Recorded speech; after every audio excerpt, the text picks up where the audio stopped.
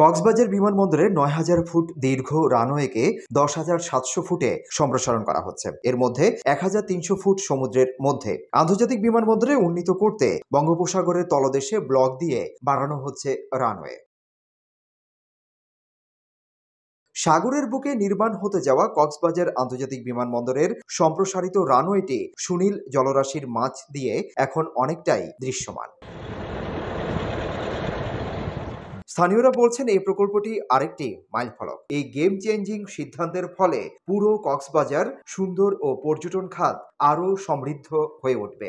পর্যটন খাতটা অনেক বেশি সমৃদ্ধ হবে এবং অনেক বেশি মানুষ কক্সবাজারের সৌন্দর্য, সমুদ্রের সৌন্দর্য দেখতে ছুটে আসে। এটা আমাদের জন্য আরো একটা বড় মাইলফলক এবং কথা হচ্ছে কক্সবাজার একটা গেম চেঞ্জিং। পুরো এইসব প্রকল্প পুরো কক্সবাজারকেই চেঞ্জ করে দিবে।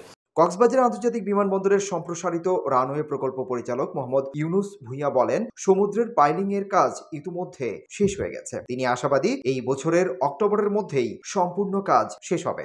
সমুদ্রে যে আমাদের প্রিসিশন এফোর্টের জন্য লাইট স্থাপনের জন্য যে ফাইলিং কাজ, সেটা ইতিমধ্যে শুরু হয়ে গেছে। আশা করি আমরা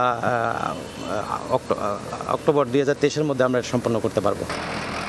কক্সবাজার 2 আসনের সংসদ সদস্য আশিকুল্লাহ রফিক বলেন, এতদিন কক্সবাজারে শুধু লোকাল বিমানগুলো চলাচল করেছে। এখন থেকে বিশ্বের সকল অত্যাধুনিক বিমানও এই রানওয়েতে চলাচল করবে। 777-300 বিমান সহ অন্যান্য বেশি যাত্রী ধারণ ক্ষমতার বিমানগুলো সেখানে অবতরণ করতে পারে এবং আলটিমেট আন্তর্জাতিক রুট হিসাবে একটি রিফুয়েলিং হাব হিসাবে কক্সবাজার বিমানবন্দরকে গড়ে তোলা হচ্ছে। বাংলাদেশের সবচেয়ে দীর্ঘ রানওয়েটি কক্সবাজার বিমানবন্দরের, আর এই রানওয়ের একটি অংশ থাকবে বঙ্গোপসাগরের ভেতরে। এই প্রকল্প বাস্তবায়নে ব্যয় ধরা হয়েছে 15,688 কোটি টাকা।